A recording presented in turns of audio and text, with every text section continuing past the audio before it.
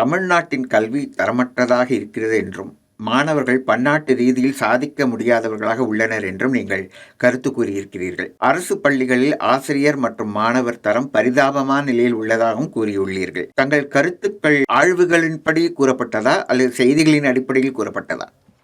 Education, we all know, நமது சமூக மற்றும் பொருளாதார நீதிக்கு மிக வலிமையான ஆயுதம் கல்விதான்.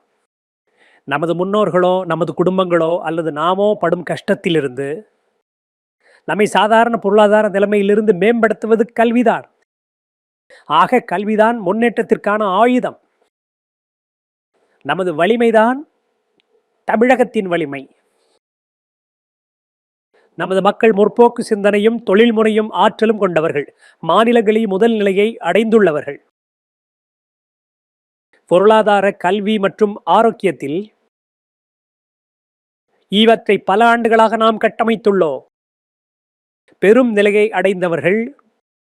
எனது சிறுவயதில், அதாவது எனது மாணவ பருவத்தில், நாங்கள் எல்லோரும் சென்னை பல்கலைக்கழகத்தை பார்த்து பொறாமைப்படுவோம். Madras university is very great. எங்களுக்கு அது எட்டாத நிலை. ஆனால் இப்போது என்ன நடக்கிறது? கடந்த சில வருடங்களாக நமது பள்ளிகளில் என்ன நடக்கிறது?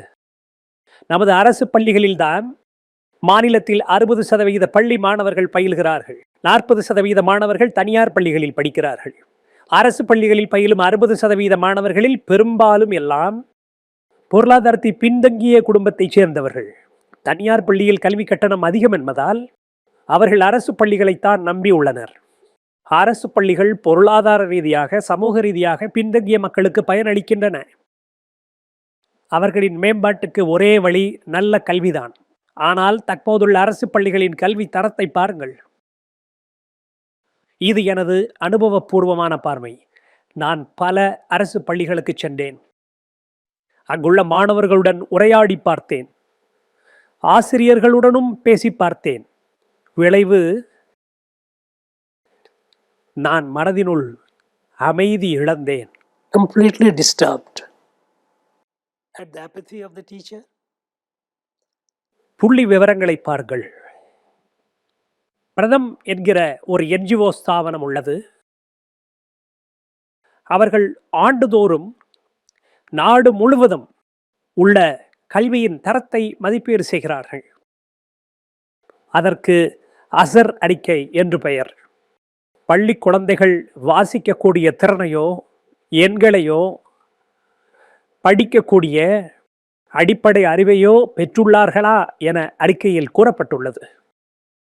எண் அறிவை கொண்டு கூட்டல், கழித்தல், வகுத்தல், பெருக்குதல் கணக்குகளை போட முடிகிறதா என்றெல்லாம் அறிவது. அதை அறிவதற்கு சில நுட்பங்களை வைத்து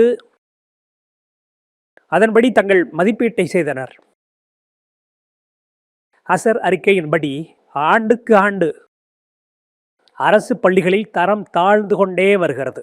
அப்பள்ளிகளில் 50% மாணவர்களால் 2ஆம் வகுப்பு பாடப்புத்தகத்தை கூட வாசிக்க முடியாது. உயர்நிலை பள்ளியில் படிக்கும் மாணவர்களில் 50% பேர் சாதாரண கூட்டல், கழித்தல் கணக்குகளை கூட போட இயலாது. எல்லாவற்றையும் விட அதிர்ச்சி அளிக்கக்கூடியது என்னவென்றால், 50% மேல் உள்ள மாணவர்களால் 2 டிஜிட் நம்பர், அதாவது 11 முதல் 99 வரையில் உள்ள எண்களை அடையாளம் சொல்ல இயலாது. இது பீதி அளிக்கிறது. வருடா வருடம் வெளிவரும் அறிக்கையின்படி நமது மாணவர்களின் தரம் உத்தரப்பிரதேசம், பீகாரை விட தாழ்ந்த நிலையில் உள்ளது. Much lower than standards in UP, Bihar. இது நமக்கு அதிர்ச்சியைத்தான் ஏற்படுத்துகிறது. இவ்வளவு வருடங்களாக நாம் இந்த மாநிலங்களை விட முன்னோடியாக இருந்தோம். ஆனால் இன்று நமது பெரும்பான்மையான மாணவர்களுக்கு கிடைக்கும் கல்வி அந்த மாநிலங்களில் அளிக்கப்படும் கல்வியை காட்டிலும் தாழ்ந்த நிலையில் உள்ளது. இது நமக்கு கவலையை அளிப்பதாக இருக்கிறது. இதற்கு இன்னொரு அம்சம் கூட உள்ளது. அதிகாரம், பொருளாதாரம் மற்றும் சமூக நீதிக்கு வலுவான ஆயுதமாக விளங்குவது கல்வி. Economic and social justice. ஆனால் சமூக பொருளாதார ரீதியாக பின்தங்கிய குழந்தைகளுக்கு தரமற்ற கல்வி அளிக்கப்பட்டால் அவர்களது எதிர்காலம் என்னாவது? முன்பு போல நாம் சாதாரண உலகத்தையோ சாதாரண பொருளாதாரத்தையோ சேர்ந்த மக்கள் இல்லை. வேறு கூலி தொழிலை மட்டும் நம்பியிருந்த காலங்கள் மலையேறிவிட்டன. Just a physical laborer. இன்று பொருளாதாரம், கல்வி மேம்பட்டுள்ளது. இது டிஜிட்டல் யுகம். வேலை வாய்ப்புகளும் தொழிற்சாலைகளும் அதிகரித்து வரும் இந்த காலகட்டத்தில் பொருளாதாரத்தை பின்தங்கிய மாணவர்கள் நல்ல டிகிரி வாங்கியே தீர்வார்கள். அவர்களுக்கு நற்சான்றிதழ் கிடைக்கும். இப்போது இந்த நிலை தொடர்ந்தால் நம் ஏழை மற்றும் புறக்கணிக்கப்பட்ட மக்களுக்கு சமூக மற்றும் பொருளாதார அநீதிகள் இன்னும் அதிகரிக்கும். இன்று இருக்கும் வேறுபாடு நாளை இன்னும் விரிவாகும். இப்போது தரமற்ற கல்வியை நாம் அரசு பள்ளி மாணவர்களுக்கு வழங்கினால் அடுத்த தலைமுறையில் பல பிரச்சனைகள் மூடும். அது மட்டுமல்ல, இருப்பவர்களுக்கும் இல்லாதவர்களுக்கும் இடையே உள்ள இடைவெளி அதிகரிக்கும். It will have implications for generations to come. அதே சமயம் தனியார் பள்ளியில் பயிலும் மாணவர்கள் திறமைகளை வளர்த்துக் கொள்கிறார்கள். ஏழை மாணவர்களுக்கு தொடர்ந்து தரமற்ற கல்வியே கிடைத்தால் அவர்களின் எதிர்காலம் இருண்டதாக இருக்கும். அதே நேரத்தில் வசதியான குழந்தைகளுக்கு தரமான கல்வி கிடைக்கும். நமது அரசு பள்ளிகளில் நிலவும் தரமற்ற கல்வி பாகுபாடுகள் உள்ள சூழ்நிலையை உருவாக்கி வருகிறது. இதை ஏற்றுக்கொள்ள முடியாது.